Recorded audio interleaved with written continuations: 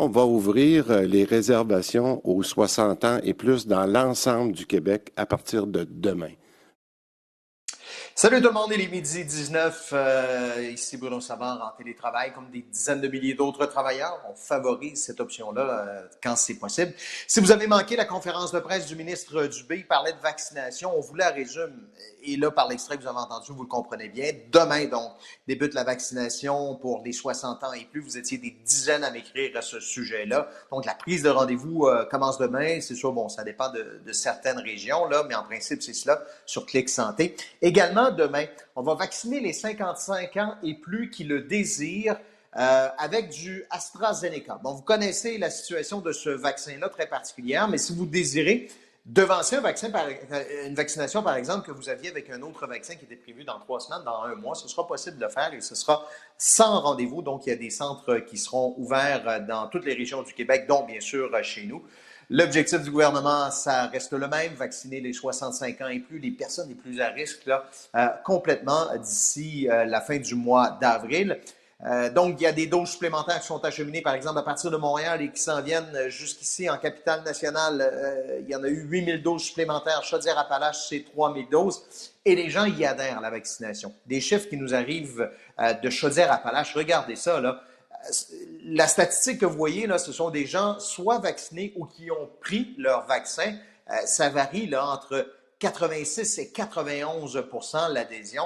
Capitale nationale, ça ressemble à ça aussi. Là, 91 % des 65 ans et plus ont soit reçu leur première dose ou pris leur rendez-vous. Situation aujourd'hui, c'est encore des chiffres qui sont très élevés. Capitale nationale, 250 nouveaux cas, malheureusement 3 décès. Chaudière-Appalaches, 142 cas qui sont déclarés aujourd'hui, aucun décès. Et notez que le 142 cas de Chaudière-Appalaches, c'est le plus grand nombre observé depuis le 7 janvier.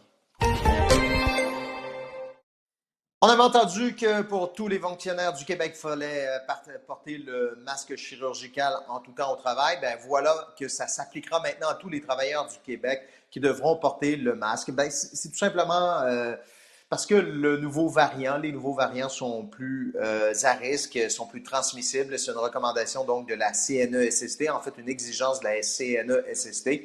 Ça s'applique à tout le monde. Sauf, et j'en suis, les gens qui doivent communiquer, par exemple. Et vous allez voir là, les exceptions pour des raisons de santé et de sécurité, ou si cela nuit à la communication, à l'apprentissage. Comme par exemple, au travail, je vais porter le masque en tout temps, mais lorsque j'arriverai en ondes au téléjournal, et là, je réponds déjà à des dizaines de courriels que je vais recevoir à ce sujet-là, ben, je ne vais pas porter le masque pour favoriser la communication. La CNESST dit à ce sujet suivre les recommandations de l'INSPQ. Autre nouvelle maintenant, le ministre responsable de la capitale nationale, Geneviève Guilbeault, qui annonce une aide financière de 1,8 million de dollars à Saint-Raymond. Et par ces images, vous comprenez pourquoi. C'est pour des mesures additionnelles là, pour la prévention des inondations. Ce montant-là va permettre à Saint-Raymond de construire une structure qui va retarder les glaces et de continuer des études sur le barrage de la chute Panay. C'est une aide financière qui fait en sorte qu'au total, là, Saint-Raymond aura reçu 4,2 millions de dollars. Et cet argent-là sert notamment à faire des études pour documenter le problème des inondations, à trouver des solutions pour mieux prévenir et mieux protéger des inondations, puis surtout à mettre en place les solutions puis les mesures pour effectivement protéger les citoyens et leurs biens. Voilà, c'était votre petite pause dans la journée. Question d'être à jour dans l'actualité dans la capitale nationale. Vous en voulez plus, bien sûr, en temps réel. Il y a l'appli info de Radio-Canada. Radio-Canada.ca également. Puis sinon, je vous retrouve ce soir à 18h au Téléjournal Québec. Bonne journée.